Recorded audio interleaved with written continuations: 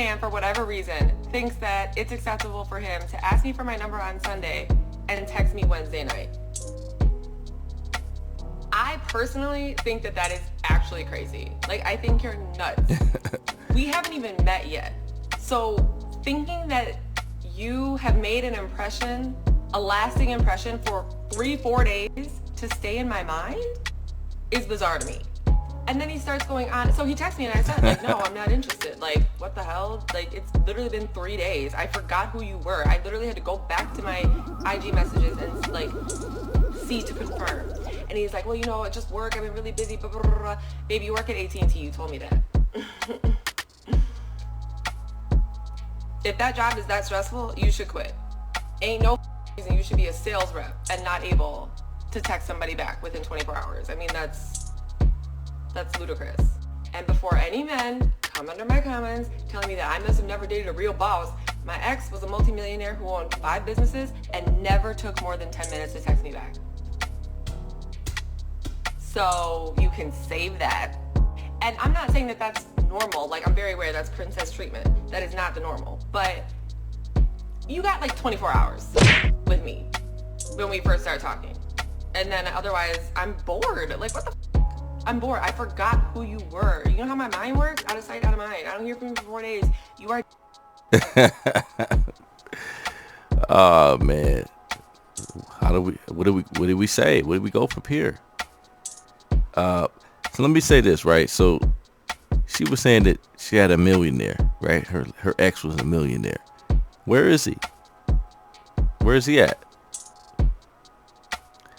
I mean, I'm not gonna call cap because I don't know her like that. You know, hey, it's possible, but where is he, right? So again, he gave you all that attention to do what? To not be with you at this point. Sounds like he probably should have did something else with his time. You know, again, a lot of these women brag about things and don't even understand that it doesn't even help their cause. It doesn't help their point. Doesn't help your talking point by saying you had another guy who you're not with today give you all that attention. And so again, and not only that, he's a different person. He's a different guy. And again, you have to show empathy. You're a decent person. You don't just think about what you get out of it. You don't just think about your experience. You think about maybe it might have been something for him not to hit me up right away. It doesn't necessarily have to be that he's playing games or he is even exercising other options, you know. But even if that was what he was doing, you guys aren't an item yet. You guys aren't dating really officially yet, or even girlfriend, boyfriend, or any type of relationship. So what does he owe you to hit you right away? You have all the prerogative in the world to make the choice that you made. But this is how women on a daily basis pass up good men, because they find a guy who approached them, pursued them, got their number, and decided to follow up and contact them. When I hear a lot of women saying that they have issues with guys approaching them. You know, I understand, okay, they hit you up on the DM or hit you up on Instagram or social media or something like that. And you're saying that you got a whole bunch of, you know, responses. Again, just because you have a lot of responses and people contacting you don't mean that you really want those people contacting you. A lot of these guys you're probably not even attracted to, and you don't even have the type of chemistry. So obviously you had the chemistry enough and you were interested enough for this guy to contact you. So why just let him go that easy just for something so trivial and surface level like that? Again, this is how, you know, many women just fumble potentially good guys, you know, without even giving them a chance, and then say there's not good men out here. This is what they do. He got with you in 4 days after first talking with you. I mean, again, you don't know what happened in his life. He told you it was his job, but it could have been something else, you know, some other reason why. But he just met you. You're not his girlfriend. You're not his wife. It's easy for a woman to sit back and critique every move a man makes. And it's just like no matter what a man does, they're going to find some fault in it and try to use it against the man. And this lady just used it to move on, right? But again, you don't know if this guy was a good dude or not. You know, again, that was his thing. Maybe it's not the best first impression, but to just sit there and end it off that and act like you don't know him or you forgot about him. Obviously, you didn't forget about him enough to realize you're upset that he didn't hit you up. I mean, this is very interesting stuff. All because you're upset he didn't contact you after you first met him. I mean, this is a very small thing to just move on from somebody. Again, not the best first impression. Maybe you could joke it, laugh about it and make it light and move on from this. Again, conflict management is a big deal, right? How do you deal with conflict? You don't want a woman that every little thing that you do, it's like stepping on glass. It's like, you don't know when she might decide, you know what, I'm done, or I don't want to move forward for some real small reason, all because it bothered her ego, it hurt her feelings. I have no clue how old this woman is. Obviously she's an adult, right? Adult age. But the maturity is missing. Again, a lot of women say that they're more mature, and I just don't see it. I see a lot of women who are just brats, and they want just, you're saying you're bored and things of that nature. Like you want people around that add to the experience, but at the same time, it's your responsibility to keep yourself entertained.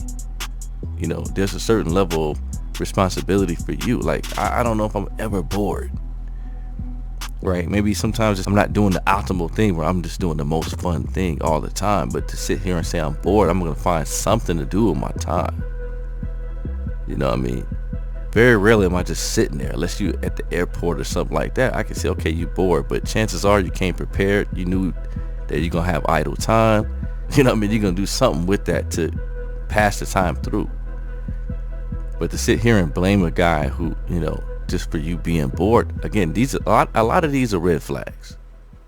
I just think these little small things like this gets overplayed, and you weigh it too heavily to where you overlook good men. And this is what I'm talking about, overlooking good men. It's like any little thing, they might say something wrong, say something not as cool, say something that's not as smooth, make one wrong move, and it's like a landmine that goes off on them, and now that eliminates them. And it's like, maybe you have options as a woman, right, walking around, and guys look at you, but most women are saying they have problems with guys even approaching them, right? It might be due to confidence or whatever that might be. It might not be it might be a timing issue or whatever that might be. They don't come up to approach them, right? And you hear a lot of women complaining about that. So when you do get a guy who not only approaches you, gets your number, and then he follows up. Maybe he doesn't follow up in the time that you think he should. But we're not talking about a full week or a month. We're talking about 4 days. And again, you don't know what he's going through in his personal life that will make him focus on something else for 4 days and then contact you when he can give you his attention. The more mature way to do it would be, maybe you make light of it. Maybe you could joke about him. Maybe you could rib him a little bit, tap him a little bit, give him a little elbow, playful elbow. But at the end of the day, y'all move forward after y'all laugh about it, and then you give him a chance to see if he can redeem it. Matter of fact, you might, some women could use that to get an even better first date, right? Maybe you say, hey, you know what? Oh, whatever. Again, there's a lot of ways a woman could spend this in a healthy way that's conducive to a more positive result for both you and the guy. Maybe even use that as a way to, to have more in common, or to kind of joke with each other, and it's like some kind of inside joke or something like that. Unless it's like he was rude or So he really ruined his chance and was disrespectful to you. But you don't know what the guy could have went through. He could have had death in the family, or dealing with some things that he had to kind of clear his schedule. Maybe he didn't anticipate meeting someone like you, and so he had to clear his schedule out. You don't know this. Now, of course, maybe he could have communicated.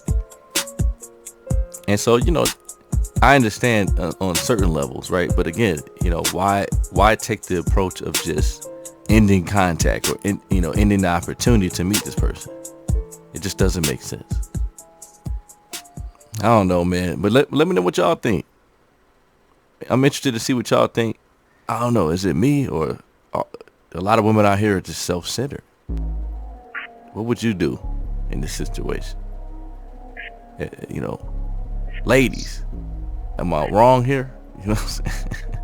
For men to have some kind of grace, I just feel like so many of us see the worst in each other, and we don't give each other the benefit of the doubt. It's just so easy to overlook someone who might be a good candidate, and maybe they made a wrong move here or there, but overall they're a good dude. But yeah, you know how it be. I'm gonna go ahead and get up out of here. Like, share, subscribe. Until next time, be easy. Gone.